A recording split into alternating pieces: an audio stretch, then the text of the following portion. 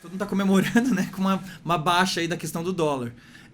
E tudo tem a ver com a questão da escassez que a gente está conversando, né? Então, assim, isso que eu acho legal, que é a sua profissão, Dupré, que eu acho incrível, que é justamente o estudo do início, né, de como surgiu as moedas, explica muito, de forma muito clara a economia que a gente vive hoje, né? Todos esses, na questão da taxa Selic, da inflação, da variação da bolsa, tudo isso tem um contexto histórico que muitas pessoas não sabem, né? Até, inclusive, eu recomendo muito um livro que eu li, que é do Alexandre Versiali, eu esqueci o nome dele exatamente, mas procura aí, que é Crash, que ele fala da origem do dinheiro, que ele contextualiza tudo isso. É um puta livro bom, é uma recomendação aí para quem está assistindo e gosta desse assunto.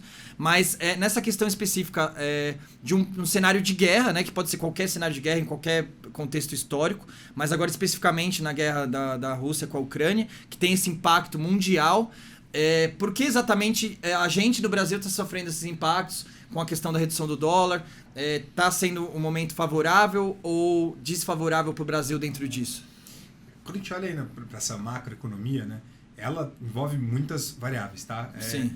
O que dá para tentar dizer, que acho que é o que é mais claro, é que naturalmente a Rússia era uma empresa, era um país que tinha muitas empresas, tá? Inclusive é concomitante com o que eu estou falando, né? Tinham muitas empresas e tinha muitos investimentos lá. Então, muitos recursos, né? Inclusive, a Rússia ainda continua sendo dos maiores países na produção de petróleo. Então, assim, eles produzem minerais, gás natural, ferros, tudo mais. gás natural. Assim, existem muitos recursos que vão para lá. Com esse problema da guerra, eles sofreram muitas sanções. Então, o dinheiro que ia para lá deixou de ir para lá. Não por completo, mas deixou de ir para lá. Então, com isso, eles têm recurso de sobra para poder colocar em outros países. E o Brasil hoje, ele por incrível que pareça, um país emergente. Então ele tem um crescimento recorrente, baixo, mas ele ainda tem. Tá? Se me permite, claro. o Lucas comentando aí, antigamente, que aqui no Brasil acontecia até aquela campanha, doei ouro para o Brasil, na época da Revolução, tudo mais lá. Então a gente precisava doar o material, entende? Doar o nosso ouro, para ele poder ter recursos. Hoje em dia, essa questão dos metais, que a gente tinha aquela necessidade antigamente, até que era confiscado para confecção de armamento e tudo mais, hoje em dia os recursos são outros. Você está falando, você vê, a nossa produção de grãos aqui no Brasil está complicada devido ao potássio que era importado da Rússia e que hoje em dia você está milindrado. A nossa produção de grão, que é onde que nos facilita, a própria tecnologia russa que tem isso daí, e o nosso país não é tão explorado. Tantos minérios, tantos produtos que a gente tem aqui, a gente não tem oportunidade por falta desses recursos que o Thiago estava falando. Ainda mais se a gente analisar, nem vou entrar muito nesse detalhe exclusivamente, mas o que ele falou é importante, né? Que a gente fala assim, o nosso agronegócio ele é muito importante. Mas como eu disse até anteriormente, a macroeconomia ela envolve muitas variantes, muitas. E uma delas é o que ele acabou de falar, o Brasil não tem tantas minas de potássio, tá? Quanto tem, por exemplo, na Rússia. A gente até tem uma alta suficiência na parte de fosfato, mas nas outras áreas do NPK, que é o fertilizante que a gente usa, por exemplo, no agronegócio, não é tão abrangente. Então a gente acaba sendo prejudicado também. Exato, a gente acaba sendo prejudicado também. Mas em contrapartida a gente está se beneficiando em vários outros pontos que então, acaba assim, por isso que assim, é complicado dizer exclusivamente que foi um único motivo, tá? Mas até outro motivo, por exemplo, é esse não posicionamento do Biden tão agressivo contra o Putin, por exemplo, pode ser um desdobramento. Né? As pessoas acharem que o governo americano não está se posicionando como deveria, força, não tem pulso. Como não deveria, pulso, por exemplo. Né? Claro que isso aí acaba sendo até meio abstrato, mas sim, é real, porque é o reflexo, exato, é o reflexo.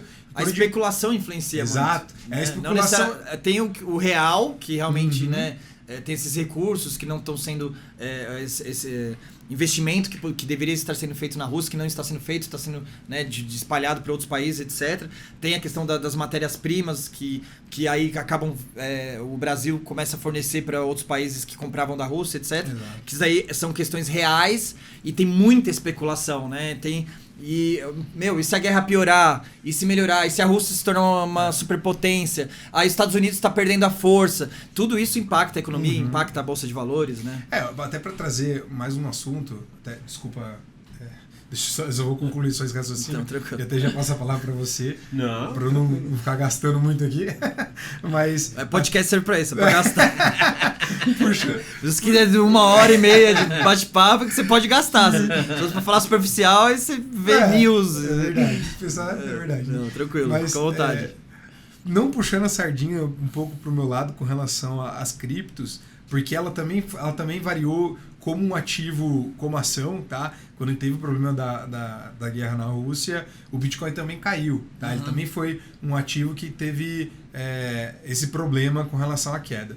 Mas, ao mesmo tempo, uma coisa que aconteceu com a IAP, e que eu até poderia pedir desculpa, assim, diria para os russos que talvez ali não tenham tanto a ver com o que eles estão executando agora, mas porque o nosso aplicativo, por exemplo, ele estava aberto mundialmente, mas a gente não trabalha com todas as línguas.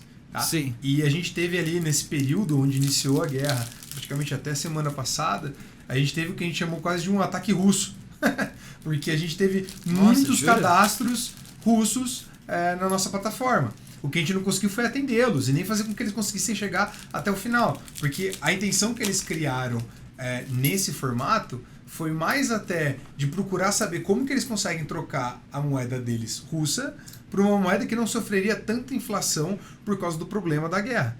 Então, assim, eles procuraram na IAP o que a gente não poderia entregar para eles de qualquer jeito, tá? Porque a gente não é uma exchange, né? Então, assim, eu não consigo vocês trocar... barraram, aqui realmente não é o que vocês eles não encontraram outras, aí eles viram que a gente trabalhava com cripto e eles foram atrás da gente querendo comprar bitcoins ou outras criptos, tá? Então, assim, uma forma que a gente pode perceber pelo problema do desespero é que as pessoas correm para aquilo que talvez tenham mais segurança. Então, assim, um reflexo que eu considero positivo, dificilmente tem coisas positivas disso, mas que dá para dizer com tranquilidade que as criptos são um formato de reserva de valor. E as pessoas procuraram isso, porque elas ficaram com tanto receio, como já aconteceu aqui na Venezuela, que teve uma grande, quase que um êxodo para as criptos, porque a moeda da Venezuela estava muito, muito, muito inflacionada. É a questão da volatilidade que o pessoal usa o termo hoje em dia, né? Quando a gente fala em volatilidade, essa segurança que o Lucas está falando lá, de querer trazer essa realidade, é onde que às vezes, aí me permite, os meus 59 anos lá, deixar... Não é que não consegue entender, a gente consegue entender essa questão das pessoas virem procurar. Como é diferente o pessoal vir buscar aquela questão. Ainda vai entrar na questão da discussão, talvez seja até esse o objetivo da nossa discussão, onde eu em alguma coisa com palpável, entende? Que eu tenho uma garantia de um governo que me oferece essa questão aqui, eu tenho na mão, eu tenho minha moeda aqui, a partir do momento que eu ganhei o meu dinheiro, é meu esse dinheiro. Eu posso guardar, eu posso colocar ele no banco, transferir, como o Thiago está falando, mas dentro de uma instituição que tenha um respaldo governamental que possa me garantir isso daí. Aonde que entra a minha dúvida? Como que uma moeda criada por alguém, entende? Qual a responsabilidade que esse alguém criou essa moeda e como que ele está trazendo. Aqui não, eu pego algumas moedinhas, depois se você quiser, a gente pode falar sobre reverso horizontal, reverso invertido. Não, eu queria até que você trouxe tanta coisa legal aqui, aí aproveitando, eu queria até que você mostrasse mais a fundo, e até, tipo, né, contextualizando de épocas, né, com a evolução. É que é um assunto tão apaixonante essa questão, assim, de você poder debater com quem conhece aqui, eu defender o meu ponto de vista, que eu gosto dessa questão do tato, que nem você está falando. Aqui, ó, a gente tá pegando, a gente trouxe algum material... Gera mais confiança, né, esse é o ponto principal, porque... Mas é que é muito relativo, né, porque assim, se o governo falar que essa nota, a partir de amanhã não vale nada... Você vai ter só um papel, né? Mas, psicologicamente, até a questão de especulação e tal, gera uma confiança maior. Então, isso tem preço e acaba também valorizando a questão da moeda física, né? E é o medo que o Bitcoin... Porque, às vezes, se não tivesse esse medo, o Bitcoin já teria dominado o mundo, né? Exato. É justamente essa insegurança de muitas pessoas ainda em pensar... Pô, e aí que nem aconteceu na China, inclusive, né? Que a China... proibiu as empresas de fazerem comercialização aceitando o pagamento de Bitcoin. Então, do dia pra noite, a moeda desvalorizou mundialmente por causa disso, mas imagina você que usava justamente para esse fim. Do nada, você não pode usar mais. E aí, aquele dinheiro fica lá parado. Então, assim, é o risco, né? Quando você tem a moeda física, psicologicamente, você não tem essa volatilidade. Mas, ao mesmo tempo, ainda tem, né? Só que porcentagens, e aí vem a especulação, medo e etc. Você acabou de assistir mais um corte do Athena Podcast.